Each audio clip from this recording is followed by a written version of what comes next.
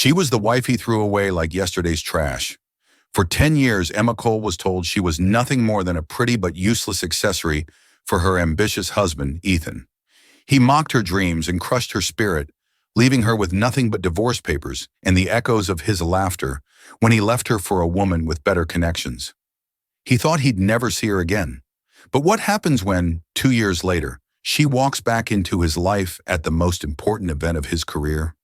She's not the broken woman he remembers, but a vision of power on the arm of a man who could buy and sell his entire world. His jaw will drop, the town will gasp, and his entire life is about to unravel. The scent of rain and wilted roses hung heavy in the air of the house on Sycamore Lane. It was a smell Emma Grace, soon to be formerly Cole, was beginning to associate with the end of her life as she knew it. The house, once a symbol of her dreams, now felt like a beautifully constructed prison whose walls were closing in. Each perfectly placed throw pillow, each framed photo on the mantelpiece, was a testament to a decade of her life that was being systematically erased.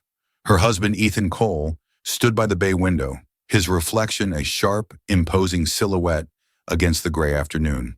He adjusted the cufflink on his crisp white shirt, a platinum piece she'd saved for months to buy him for their 7th anniversary. He'd barely acknowledged it then, and now it just seemed like part of his uniform of cool indifference. "Are you almost done, Emma?" he asked, his voice devoid of any emotion save for a mild, grating impatience. He didn't turn to look at her. His focus was on the sleek black Mercedes idling in the driveway, where Isabella Monroe, his new life, was waiting. Emma's hands trembled as she folded the last of her sweaters and placed it into a worn cardboard box labeled Misk. It was all that was left of her personal belongings. Everything else, the furniture she'd painstakingly chosen, the art she'd hung, the kitchen appliances she'd used to cook the meals he'd barely touched, was deemed part of the house. His house. "Just a minute," she whispered, her voice hoarse. She couldn't bring herself to look at him, to see the man she had loved with every fiber of her being look at her as if she were a mild inconvenience. For 10 years, she had been Mrs. Ethan Cole. She had hosted his business dinners, smiling politely as his superiors patted him on the back for deals she had helped him prepare for. She had managed his home, his schedule, and his social life, ensuring his world ran like a well-oiled machine so he could climb the corporate ladder at Cole Development, his family's prestigious construction firm. She had put her own dreams on hold, her passion for landscape design, her desire to open a small nursery, because Ethan had called them silly hobbies. "A man in my position needs a wife who reflects his status, Emma," he'd said countless times, "not one who digs in the dirt." And now here was Isabella, a high-flying real estate agent with a portfolio of million-dollar clients, a razor-sharp wit, and a ruthless ambition that matched Ethan's own. She was the reflection he wanted. Emma was the faded photograph he was ready to discard. The final insult had come from his mother, Beatrice Cole, the matriarch of Maple Creek Society. Beatrice had cornered Emma at the country club a week ago, her eyes cold and her voice dripping with condescending pity. "My dear, you must understand," she'd said, adjusting her pearl necklace. "Ethan is destined for great things.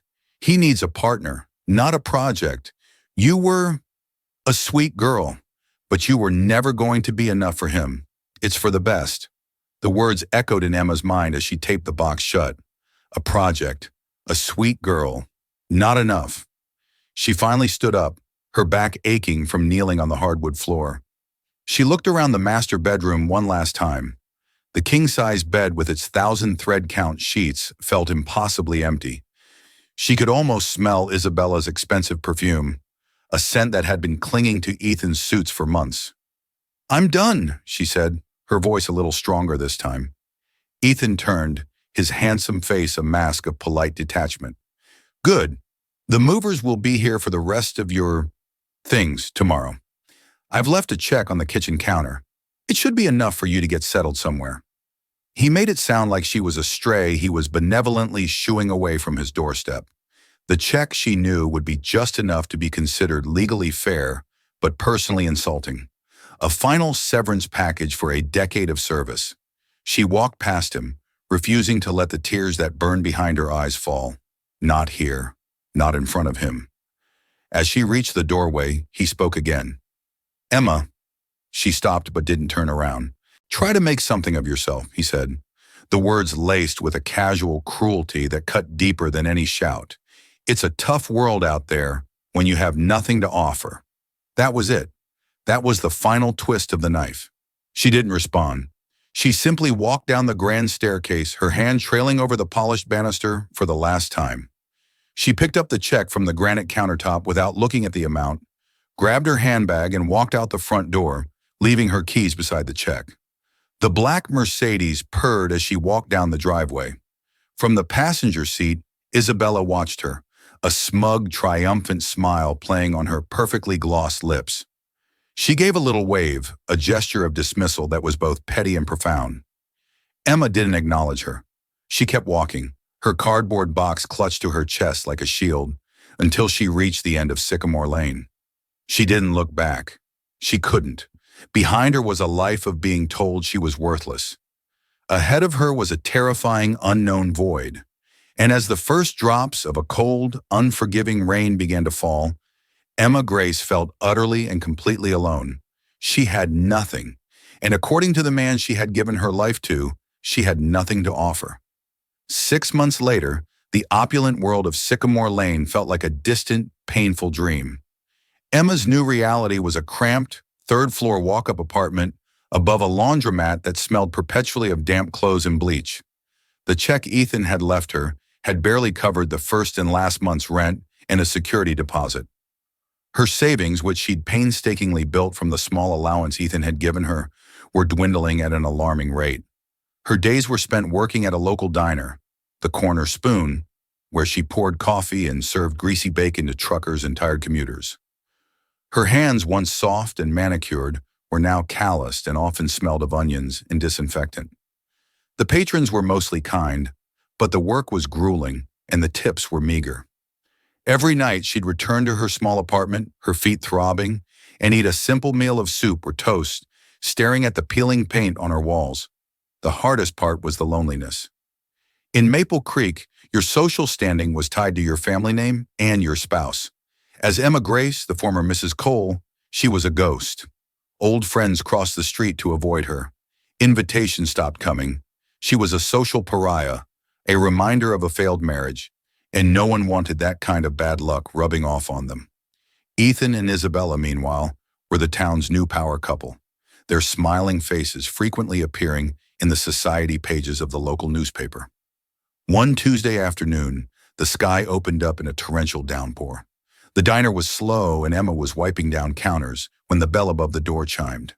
A man stood there, dripping wet, his expensive-looking suit soaked through and his silver-streaked dark hair plastered to his forehead.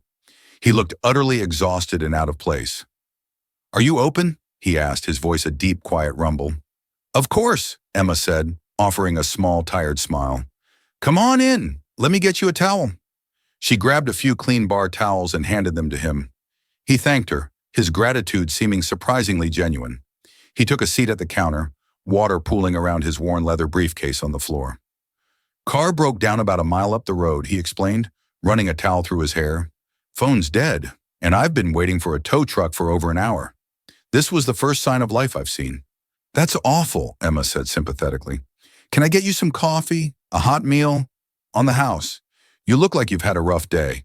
He looked up, and for the first time she met his eyes. They were a startlingly clear shade of blue, framed by faint lines that spoke of both laughter and stress. He seemed surprised by her offer. "I couldn't possibly," he started. "Please," she insisted. "It's just coffee and soup. It's the least I can do." He finally relented with a grateful smile. "In that case, thank you. Coffee would be wonderful."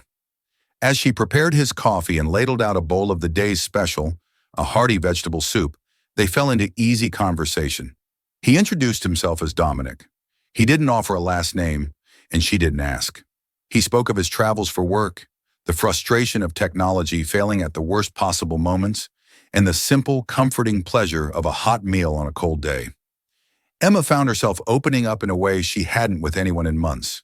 She told him about her love for gardening, how she was trying to grow herbs in small pots on her fire escape. She talked about her dream of designing beautiful, peaceful green spaces for people. She didn't mention her divorce or Ethan. She only talked about the future she once wanted, speaking of it like a cherished memory. You have a passion for it, Dominic noted, watching her face light up as she described the difference between a perennial and an annual. Your eyes? They sparkle when you talk about it. Emma blushed, suddenly self-conscious. It's just a silly hobby. Ethan's words, slipped out before she could stop them. Dominic frowned slightly. I don't think any passion that brings a person that much joy is silly, he said gently. Beauty and peace are never silly. For the first time in a very long time, someone was looking at her and seeing value, not inadequacy. A warmth spread through her chest that had nothing to do with the diner's old clanking heater. The tow truck finally arrived an hour later. As Dominic stood to leave, he pulled out a thick leather wallet. Please let me pay for this, he said, and for your time. No, absolutely not, Emma said firmly. It was my pleasure. Just pay it forward someday. He paused, studying her for a long moment.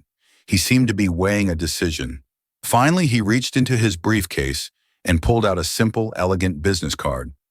My name is Dominic Sterling, he said, handing her the card. I'm the CEO of Sterling Innovations. We're building a new corporate campus just outside of the city. We're in the final stages, but the board is unhappy with the proposed landscape designs. They find them cold, corporate, uninspired. Emma stared at the card. Sterling Innovations. The name was legendary. They were a tech giant, famous for their cutting-edge software and minimalist aesthetic. You're an artist, Dominic continued, his blue eyes serious. I heard it in your voice. I saw it in your face. I'm taking a wild chance here, but I have a feeling you understand what I'm looking for. I want a space that feels alive, peaceful, a place where people can think. If you're interested, I want you to draw up a proposal, a sketch, some ideas, whatever you think.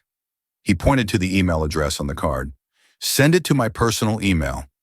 No matter what, my assistant will call you to arrange payment for your time as a consultant. Emma was speechless. Her heart was hammering against her ribs. It felt like a dream, a cruel joke. I don't have any qualifications, she stammered. I'm a waitress. You're a person with a passion, he corrected her kindly. That's a qualification you can't learn in a university. No pressure, but I have a good feeling about this. He smiled warmly. Thank you for the soup, Emma, and the kindness. It meant more than you know. And with that, he was gone, leaving Emma standing behind the counter, holding a small piece of cardboard that felt like it weighed 1,000 pounds. It was a lifeline, a ridiculous, impossible, terrifying lifeline. That night, for the first time in 6 months, she didn't just go home and stare at the walls. She went to the local art supply store, spent a significant portion of her remaining cash on sketch pads and colored pencils, and began to draw. She drew the gardens she had held in her heart for years, pouring all her pain, her hope, and her long-forgotten dreams onto the page. For the next 2 weeks, Emma lived a double life. By day, she was the tired waitress at the Corner Spoon, slinging hash browns and refilling coffee cups. But by night, her small apartment transformed into a bustling design studio. The kitchen table was covered in sketches, books on horticulture she'd checked out from the library, and printouts of the Sterling Innovations campus blueprints she'd found online. She worked with a feverish intensity she hadn't felt in over a decade. The work wasn't just a potential job. It was a reclamation of the part of herself she thought was gone forever. She designed a central courtyard with a serene koi pond surrounded by weeping willows and benches tucked into private alcoves of flowering bushes. She envisioned a rooftop garden filled with native grasses and wildflowers, a space that would attract birds and butterflies, a small patch of wilderness in a world of concrete and glass. She designed walking paths lined with fragrant lavender and rosemary, creating a sensory experience that was meant to calm and inspire. She poured everything she had into the proposal, her knowledge, her passion, her soul. With trembling hands, she scanned her detailed hand-colored drawings and wrote a passionate, heartfelt description of her vision. She explained why she chose each plant, not just for its beauty, but for its resilience, its ecological benefit, and its symbolic meaning. She ended the email with a simple, honest closing. Thank you for seeing something in me that I had forgotten was there. She hit send at 3 in the morning, her heart pounding with a mixture of terror and exhilaration. Then she waited. 3 days passed. The silence was deafening. Doubt began to creep in. It was a foolish pipe dream. Dominic Sterling was a busy, important man who had probably been making a polite, pitying gesture. He'd likely forgotten all about the waitress in the diner. The hope that had buoyed her spirits began to deflate, leaving her feeling more foolish than ever. On the fourth day, as she was wiping down a sticky table during the lunch rush, her phone buzzed in her apron pocket. It was an unknown number with a New York City area code. She almost ignored it, assuming it was a telemarketer. But something made her answer. "Hello," she said, ducking into the noisy kitchen. "Emma Grace?" a crisp professional voice asked. "Yes, this is she." "My name is Catherine Bennett. I'm the executive assistant to Dominic Sterling. He asked me to call you. He received your proposal. He was, well, blown away was the term he used." Emma's knees went weak. She leaned against the stainless steel prep counter for support. "He would like to schedule a formal presentation with the project's board of directors and the architectural team," Catherine continued. "They are flying in this Friday. Would you be available at 10 a.m. at the Sterling downtown headquarters?" It was happening. It was actually happening. "Yes," Emma managed to squeak out. "Yes, I'm available." The next few days were a blur of panic and preparation. She spent her tip money on a professional-looking portfolio and a simple but elegant navy blue dress from a consignment shop. She practiced her presentation in front of her bathroom mirror until her voice was raw. She was terrified. These were powerful, important people. What was she, a small-town waitress with some hand-drawn sketches, doing in their world? On Friday morning, she walked into the lobby of the Sterling Innovations Tower. It was a cathedral of steel and glass, intimidating and awe-inspiring. A security guard directed her to the 40th floor. The elevator ride felt like an ascent into another stratosphere. The boardroom was exactly as she'd imagined. A long, polished mahogany table, high-backed leather chairs, and a floor-to-ceiling window with a panoramic view of the city. A dozen people in expensive suits were already seated, murmuring amongst themselves. At the head of the table sat Dominic Sterling. He looked different in this context. Powerful, authoritative, every inch the CEO. But when he saw her, his face broke into the same warm, kind smile she remembered from the diner. "Emma," he said, standing up. "Thank you for coming. Everyone, this is Emma Grace, the landscape artist I told you about." A few polite nods, a few skeptical glances. Emma's mouth went dry. She started her presentation, her voice shaking at first. But as she began to talk about the plants, about creating a harmony between nature and architecture, her passion took over. She wasn't a waitress anymore. She was a designer. She laid out her sketches, explaining her vision for a campus that wasn't just a workplace, but a sanctuary. When she finished, the room was silent. One of the architects, a stern-looking man named Mr. Albright, cleared his throat. "Ms. Grace," he began, his tone condescending, "this is all very charming, but your designs lack formal structure, and frankly, you lack the credentials. We have a contract with a top-tier firm, Oak Haven Designs. They have decades of experience." Emma's heart sank. This was it, the humiliation. But before she could respond, Dominic spoke, his voice calm but firm. "Oak Haven has given us 3 proposals, Robert. All of them are sterile, predictable, and frankly, lazy. They're what everyone else is doing. Ms. Grace has given us a soul." He turned his attention to the rest of the board. "We are a company built on innovation, on thinking differently. Why should our environment be any different? I believe Ms. Grace's vision is precisely what this campus needs." The board members began to murmur, looking at her sketches with new interest. The tide had turned. By the end of the meeting, the board had voted unanimously. They were terminating their contract with Oak Haven Designs and offering the multi-million-dollar project to Emma. She would be given an office, a team, and a budget that made her head spin. Sterling Innovations would handle the business side, setting her up as an independent contractor, allowing her to build her own company from the ground up. Walking out of the tower that afternoon, Emma felt like she was floating. In the lobby, Dominic was waiting for her. "I knew you could do it," he said, his smile genuine. "I can't thank you enough, Mr. Sterling," she said, her voice thick with emotion. "Please call me Dominic," he replied. "And this wasn't a gift, Emma. You earned it. I just opened the door. You were the one who had the courage to walk through it." He paused. "I'm heading out for lunch to celebrate. Would you care to join me?" It wasn't a business proposition. It was a question filled with a warmth that went beyond professional courtesy. "I'd love that," she said, and for the first time her smile wasn't tired or forced. It was real. Over the next few months, Emma's life transformed. She quit her job at the diner, trading her stained apron for drafting tables and site visits. She moved into a beautiful new apartment in the city. She hired a small, dedicated staff. Her company, which she named Viridian Designs, began to take shape. Her relationship with Dominic also grew. They started with business lunches, which turned into long dinners. He was her mentor and her biggest champion, but he was also becoming her closest friend. He told her about the pressures of his job, his lonely life after his own wife had passed away years ago from an illness. He admired her resilience, her creativity, and the quiet strength she possessed. She found in him a kindness and a respect she had never known. He listened to her ideas, valued her opinions, and celebrated her successes. He wasn't just attracted to the woman she was becoming, he was in awe of the woman she had been all along. One evening, as they stood on a balcony overlooking the city lights, he took her hand. "Emma," he said softly, "you are the most incredible woman I have ever met." He didn't have to say more.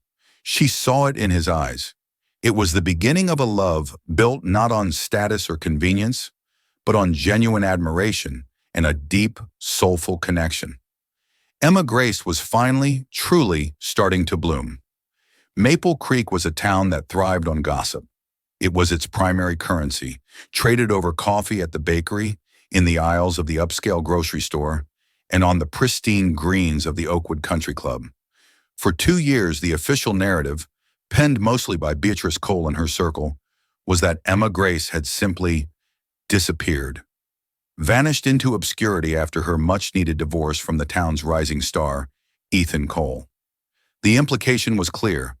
She had failed to survive without him. The first whispers to the contrary began subtly. A former classmate of Emma's, now working in the city, mentioned seeing her at a trendy restaurant. "She looked amazing," the woman reported back, "confident, and she was with some distinguished-looking older man." The report was initially dismissed. A lucky break, perhaps. A temporary arrangement. Then a bigger piece of news trickled back. Someone's nephew, an intern at a big architectural firm, had heard a story. The legendary Sterling Innovations had fired the prestigious Oakhaven Designs from their multi-billion-dollar campus project. It was a scandal in the industry. The rumor was they'd been replaced by a completely unknown, upstart designer. The name of her firm was Viridian Designs. The name of the designer herself was Emma Grace. This news was harder to dismiss. Ethan heard it from a colleague at the country club bar. "Cole, did your ex-wife get into landscape design or something?" his friend Peter asked, swirling the amber liquid in his glass. "Heard a wild rumor she snagged the Sterling Innovations contract." Ethan laughed, a sharp barking sound. "Emma, don't be ridiculous. The last I heard, she was slinging hash at some greasy spoon. She wouldn't know a blueprint from a dinner menu. It must be a different Emma Grace." But the seed of doubt was planted. He went home that night and, with a strange sense of unease, typed Viridian Designs into his search engine. The website that loaded was sleek and professional. The portfolio was stunning, filled with lush, vibrant designs. And on the About Us page, there was a photo of Emma. It was her, but it wasn't the woman he remembered. The hesitant, apologetic woman was gone. This Emma looked directly at the camera, her eyes clear and confident, a small, self-assured smile on her lips.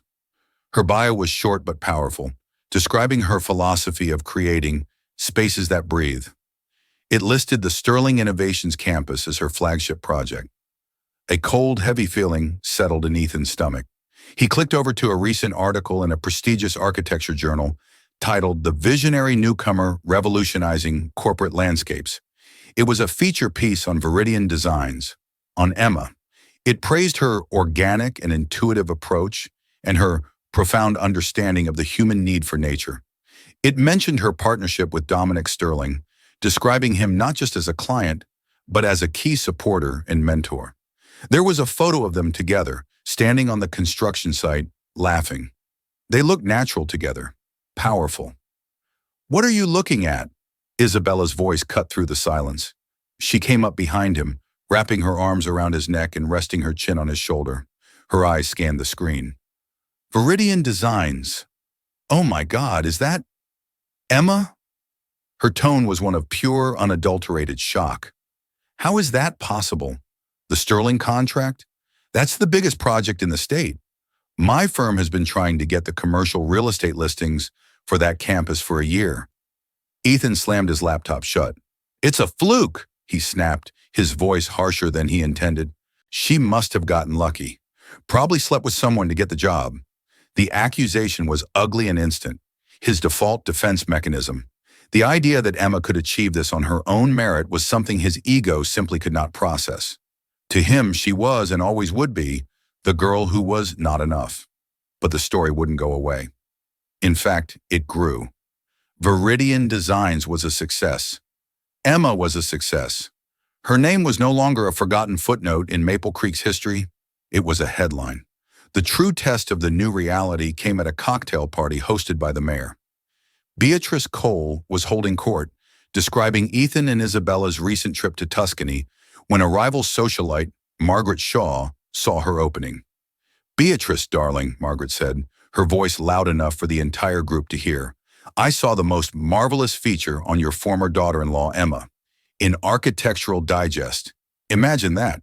They're calling her the next great voice in landscape architecture. You must be so proud." The silence that fell over the group was palpable. Beatrice's smile froze on her face. "It's a surprise, certainly," she managed to say through clenched teeth. "We're all very happy she's landed on her feet." The lie was transparent to everyone. The whispers that followed were merciless. Ethan Cole hadn't just divorced his wife. He had discarded a hidden gem. He had traded a diamond in the rough for a flashy, common zircon. The narrative he and his mother had so carefully crafted had not just crumbled, it had inverted.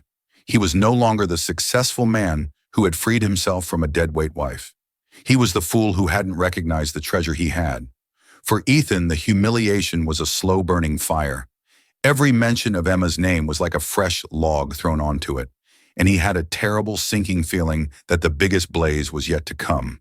The annual Maple Creek Founders Gala, the crown jewel of the town's social calendar, and an event chaired by his own mother, was just a few weeks away. It was a night meant to celebrate his family's legacy and cement his status. But now it felt like a stage being set for a confrontation he was utterly unprepared for. The Maple Creek Founders Gala was the one night a year when the town's elite gathered to congratulate themselves on their own importance. Held in the grand ballroom of the Oakwood Country Club, it was a sea of designer gowns, flashing diamonds and forced smiles. For the Cole family, it was the pinnacle of their social reign.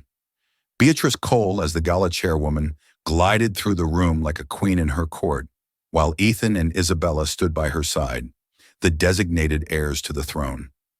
This year, the gala was particularly important for Ethan. Cole Development was in the final running for a massive contract, the landscaping and grounds maintenance for the new Sterling Innovations campus. It was a deal that would elevate his career to a new level. He'd been leveraging every connection he had, and he planned to use the gala to corner a few regional executives he knew would be in attendance. He had no idea that Dominic Sterling himself had any connection to his ex-wife. He only knew the name as the faceless head of the corporation he was so desperate to impress. Emma had no intention of attending. Maple Creek and its painful memories were in her past. But 2 weeks before the event, she received a personal, handwritten invitation from the gala's primary benefactor, a man she had never met. It came with a note.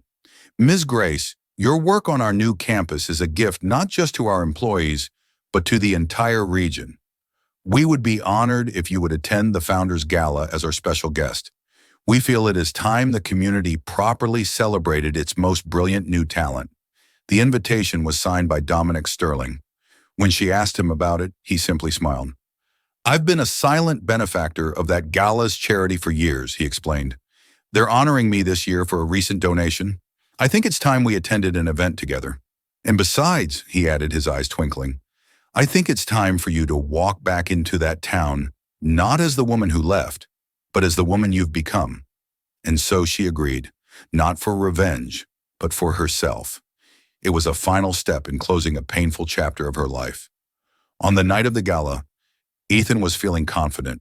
He stood near the grand entrance, a glass of champagne in his hand, Isabella clinging to his arm in a garish, sequined red dress. He was accepting congratulations for his mother's work on the event, his chest puffed out with pride. Then a hush fell over the chattering crowd. The conversations near the entrance seemed to die out, creating a ripple of silence that spread through the ballroom. Heads turned, jaws literally dropped. Standing in the grand archway were Emma and Dominic. Emma was a vision. She wore a simple, floor-length gown of deep sapphire silk that shimmered under the crystal chandeliers. It was elegant, understated, and breathtaking. Her hair was swept up in a graceful chignon, and the only jewelry she wore was a delicate diamond necklace that sparkled at her throat. She wasn't just beautiful, she radiated a calm, unshakable confidence that was more commanding than any amount of wealth or status. Beside her, Dominic Sterling was the very picture of quiet power. In a perfectly tailored tuxedo, he carried himself with an ease and authority that made every other man in the room seem like a boy playing dress-up. He rested a hand gently on the small of Emma's back, his expression one of pure adoration. They were a portrait of elegance and power, and their arrival had the force of a tidal wave. Ethan felt the champagne glass slip in his suddenly slick palm. He couldn't breathe. It was as if all the air had been sucked out of the room. This wasn't the Emma he knew. This wasn't the mousy, insecure woman he had discarded. This was someone else entirely. And the man with her, he looked vaguely familiar, but Ethan couldn't place him. Isabella's perfectly manicured nails dug into his arm. My God, she breathed, her voice a cocktail of shock and envy. Who is that with her? But it was Beatrice Cole who recognized him first. Her face went ashen. As the gala's chairwoman, she had been in communication with the mysterious benefactor's office for months. She had seen his photograph. That, she stammered, her voice barely a whisper. That is Dominic Sterling. The name spread through the room like fire through a dry field. Dominic Sterling, the tech billionaire, the innovator, the man whose company was changing the world, the man whose contract Ethan was practically begging for. And he was here, in their small town, at their gala, with Emma Grace. People who had once crossed the street to avoid Emma were now scrambling to get a better look, their faces painted with awe and disbelief. Margaret Shaw, Beatrice's rival, looked as though she had just won the lottery. Emma took a deep breath, feeling Dominic's steadying hand on her back. She scanned the room, her eyes gliding over the stunned faces of her former friends, her neighbors, and finally, her ex-husband. She saw Ethan, his face a mask of utter confusion and rage. She saw Isabella looking her up and down with a venomous jealousy. And she saw Beatrice, whose carefully constructed composure had completely shattered. In that moment, Emma felt no desire for revenge. She felt no anger. All she felt was a profound sense of peace. The opinions of these people, which had once held the power to destroy her, now meant nothing. They were ghosts from another life. Dominic leaned down, his lips close to her ear. "Are you ready?" he murmured. She looked up at him and smiled, a genuine, radiant smile that lit up her entire face. "I am," she said. And together they began to walk into the ballroom, parting the sea of stunned onlookers as they went. They weren't just attending a party, they were announcing the arrival of a new queen. The rest of the evening played out like a scene from a surrealist film. Emma and Dominic were the undeniable center of gravity in the ballroom. The mayor, the town council members, the wealthiest residents, everyone who had once considered Emma invisible, were now falling over themselves to be introduced to her, to compliment her dress, to mention that they had always known she was destined for great things. She handled it all with a grace and poise that made Ethan's blood boil. He watched from across the room, trapped in a bubble of impotent fury. Every laugh she shared with Dominic, every respectful nod Dominic received was a personal insult. Isabella was no help. She was fuming, Her earlier triumph curdled into bitter resentment. "I don't understand this," she hissed, gripping Ethan's arm so tightly he flinched. "How could she end up with him?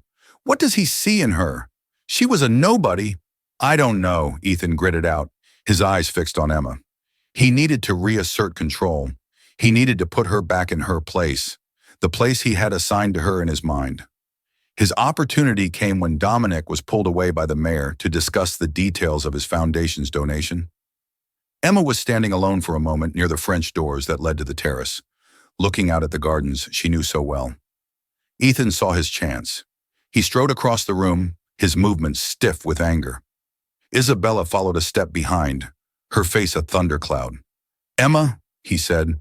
The name felt foreign on his tongue. She turned slowly, her expression calm and unreadable. "Ethan," she acknowledged simply. "Quite a show you're putting on," he began, his voice dripping with sarcasm. "I have to hand it to you. I never thought you had it in you to land a whale like that. What's your secret?" Emma simply raised an eyebrow. "It's no secret, Ethan. It's called being treated with respect. You should try it sometime." The calm retort infuriated him. He wanted her to be flustered, angry, anything but this serene, untouchable woman. "Respect?" he scoffed. "Or a fat bank account? Don't play innocent with me, Emma. We both know you have nothing to offer a man like that. He'll get tired of you once the novelty wears off, just like I did." Before Emma could respond, Isabella stepped forward. "He's right," she sneered. "You can put on a pretty dress, but you're still the same boring little housewife you always were. Ethan did you a favor. He upgraded."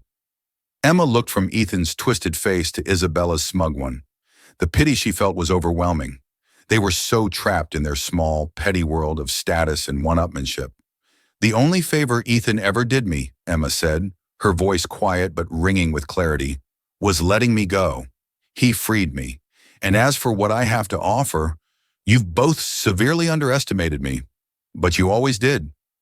Just then Dominic returned, a concerned look on his face.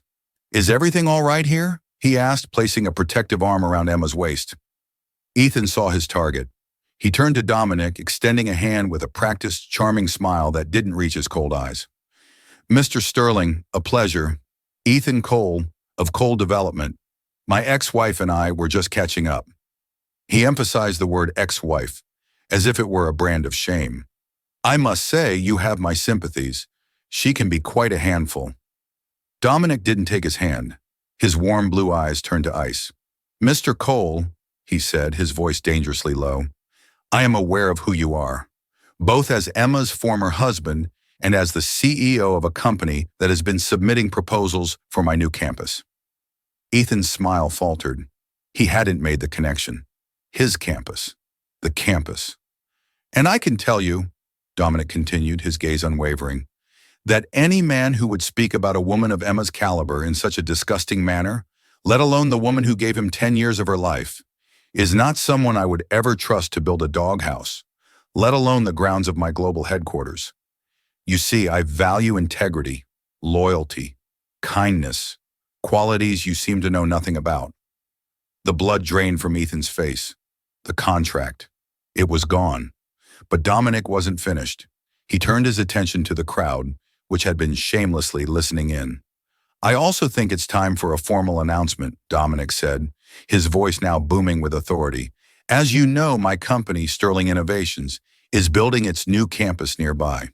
It's a project of immense scale and importance to us. And while the buildings are state-of-the-art, the true soul of the campus lies in its environment.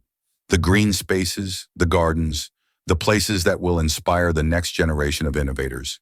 He paused, pulling Emma closer to his side. "I want to introduce you all to the brilliant artist behind that vision. The woman whose talent and passion convinced my entire board to change course, whose designs have been featured in every major architectural journal in the country. The founder and chief designer of Viridian Designs, who holds the exclusive, multi-million-dollar contract for the entire Sterling campus project, Miss Emma Grace." A collective gasp went through the crowd. It wasn't just that she was with the billionaire. She was a powerhouse in her own right. She held the very contract Ethan had been groveling for. The humiliation was absolute, a public execution of his ego. Ethan stood there, frozen, his face a mottled canvas of shock and fury. Isabella looked at him, then at Emma, then back at him, the calculation in her eyes plain to see. She was hitched to a loser. Emma looked at her ex-husband, the man who had told her she had nothing to offer, and felt the last chains of her past shatter and fall away. She hadn't come for revenge, but karma had delivered it anyway, served on a silver platter in the middle of the Oakwood Country Club ballroom. The fallout from the Founders Gala was swift and brutal. The story of Ethan Cole's public humiliation was the only thing anyone in Maple Creek talked about for weeks. He became a cautionary tale, a laughingstock, the man who threw away a diamond and was left with a piece of glass. His professional life crumbled first. Losing the Sterling contract was a catastrophic blow to Cole Development's reputation. Word of his behavior toward Dominic Sterling and Emma spread through the business community. Doors that had once been wide open were now firmly shut. Within 3 months, facing mounting pressure from the board, which included several furious family members, Ethan was forced to resign from the company that bore his name. His personal life unraveled just as quickly. Isabella, ever the opportunist, saw that his stock had plummeted to zero. There was no advantage in being associated with a failure. A week after the gala, she packed her bags, leaving behind nothing but a short, cold note on the kitchen counter of the house on Sycamore Lane, the same counter where Ethan had once left a severance check for Emma. Ethan was left alone in the big empty house, a ghost in a life that was no longer his. He was haunted by the memory of Emma's serene, confident face, a constant reminder of his own monumental misjudgment. He had built his entire world on a foundation of perceived status in the subjugation of others, and in one night it had all been demolished. Emma, meanwhile, rarely thought of him. Her life was too full, too rich, too busy. Viridian Designs flourished. The success of the Sterling campus project led to a flood of offers from other high-profile clients. She was sought after, respected, and admired for her talent and her vision. She hired more staff, expanded her offices, and became a quiet force in her industry. Her relationship with Dominic deepened into a profound and loving partnership. He celebrated her triumphs as if they were his own and supported her through every challenge. With him, she was not an accessory or a project. She was an equal, a cherished partner in every sense of the word. They bought a beautiful home in the countryside, a place with sprawling land where Emma could finally build a garden of her very own, not for a client, but for herself. One crisp autumn afternoon, about a year after the gala, Emma was on her knees in that garden, her hands happily covered in soil as she planted tulip bulbs for the coming spring. The sun was warm on her back, and the air smelled of earth and decaying leaves. Dominic came out of the house, carrying 2 mugs of steaming tea. He sat on the grass beside her, watching her work with a look of deep contentment. "It's going to be beautiful," he said, handing her a mug. She smiled, wiping a smudge of dirt from her cheek. "I know." They sat in comfortable silence for a while, sipping their tea and enjoying the peaceful moment. "I heard something from my lawyer today," Dominic said casually. "The old Cole house on Sycamore Lane is in foreclosure. Apparently, Ethan Cole is bankrupt." Emma paused, a tulip bulb in her hand. She looked at the rich, dark earth, the promise of future life held within it. A flicker of the past of the woman who had cried on that floor flashed through her mind. But it was distant, like a scene from a movie about someone else.